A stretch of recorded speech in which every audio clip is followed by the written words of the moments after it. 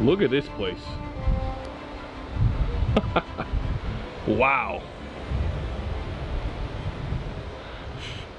This is Onion Creek. We crossed the creek felt like a few hundred times. There was just a small little rainstorm before we got in here. But man, what a beautiful place. That's great. I'm gonna have to take some pictures of this for the gram. Look at that. So cool. So cool. Just a beautiful day. Of course, as always, we had a little bit of a hike slash walk first. There's a bridge there. If you weigh more than 21 tons, don't go across it. We're almost there with the Tundra. It's just gorgeous.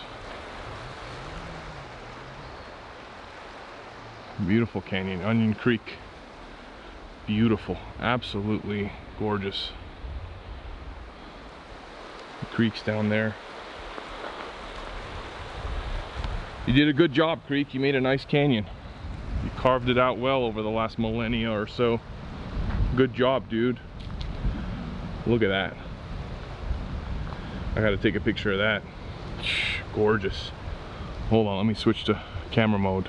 So, we're here at Onion Creek. Beautiful, beautiful, beautiful place. Look at that. And this is even more beautiful. Look at this. This is the money shot right here.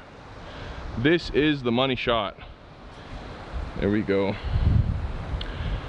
The creek's down there. It's cutting through this canyon, and I think it made this canyon. So respect to that little creek. You can do it. But yeah, so lots of things coming for that truck right there. If you want to come to Onion Creek and you just have a stock whatever, you could probably do this in a Subaru, to be honest. It says high clearance at the beginning, so you can't do this in a Subaru. You got to do it in a 4Runner or a Jeep. But you can come stock as long as you air down your tires. I wouldn't do stock tires. I would do some sort of all-terrain that's meant for off-road, just because there's a lot of rocks, rocky stuff that could puncture your tires. But yeah, that's Onion Creek. New stuff for this. We're going with a long travel kit for the rear. Bed cage, shocks are going to be coming up through the bed. 16-inch king coilover conversion with some big race reservoirs, but it's not going to be the race series shocks. I think it's going to be just the PRs or whatever, just because the seals are better for wintertime on those. And we're going to do a fuel cell conversion. I want to do a 44-gallon fuel safe and put it in the bed up against the cab.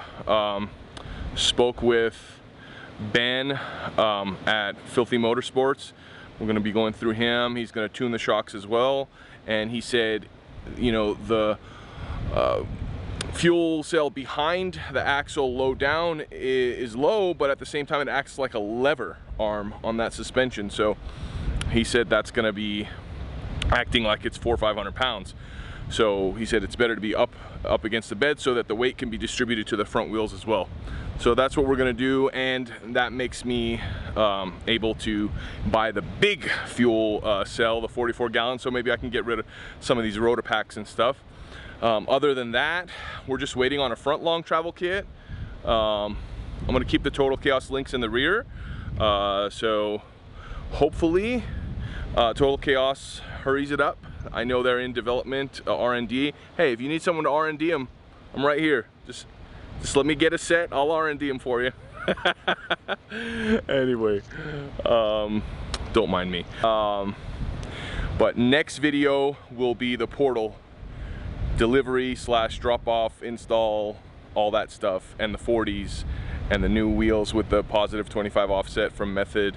So yeah, this thing is gonna get beefier pretty soon. So if you stay to the end of this rant while we're sitting here in the middle of this beautiful canyon, I'm gonna go ahead and get back in the truck. I'm gonna enjoy the rest of this ride right here. And ooh, someone is, sorry,